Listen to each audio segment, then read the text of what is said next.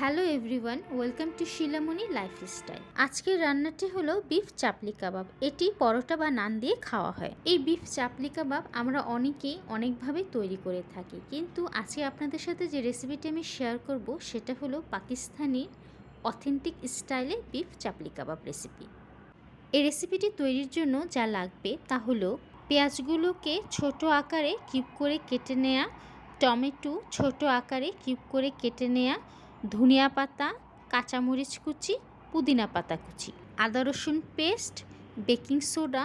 যেহেতু এই কাবাব তৈরির ক্ষেত্রে কাঁচা মাংসের কিমা ব্যবহার করব, এর জন্য এখানে বেকিং সোডাটা মিট টেন্ডারাইজারের কাজ করবে। এতে করে কাবাবগুলো অনেক জুসি থাকবে।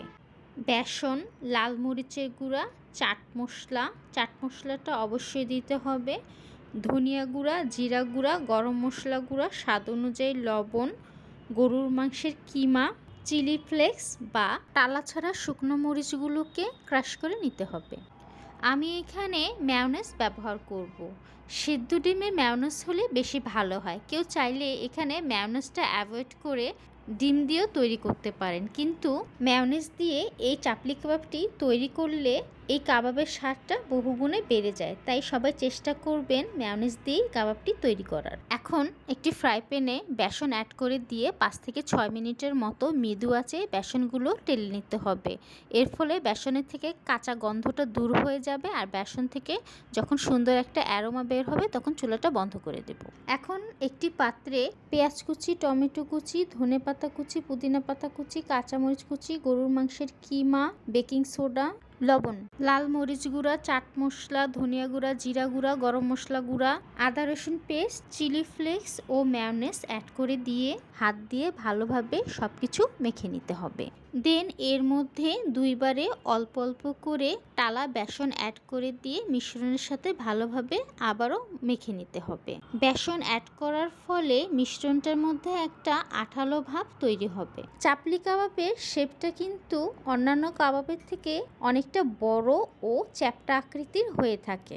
যেহেতু কাবাবের মিশ্রণটা খুবই আঠালো, কাবাব তৈরির ক্ষেত্রে হাতে যেন লেগে না যায়, এজন্য প্রতিটি কাবাবের তৈরির ক্ষেত্রে প্রথমে হাতে অল্প পরিমাণ সয়াবিন তেল নিয়ে হাতে মেখে দেন কাবাবের মিশ্রণটি হাতে নিতে হবে। এরপর হাতের সাহায্যে গোল করে বড় আকৃতির চ্যাপ্টা করে চাপলি কাবাবের শেপ দিতে হবে, যেমনটা ভিডিও স্ক্রিনে দেখতে পাচ্ছেন।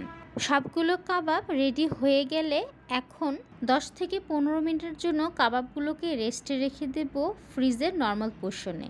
এতে করে কাবাবগুলো ভালোভাবে সেট হয়ে যাবে, যেন কাবাবগুলো তেলে ভাজার সময় ভেঙে না যায়। এই কাবাবগুলো অল্প পরিমাণ তেলে ভাজতে হবে। বেশি পরিমাণ তেলে কাবাবগুলো ভাজলে কাবাবগুলো ভেঙে যেতে পারে, যেহেতু এই কাবাবগুলো অনেক সফট হয়ে থাকে।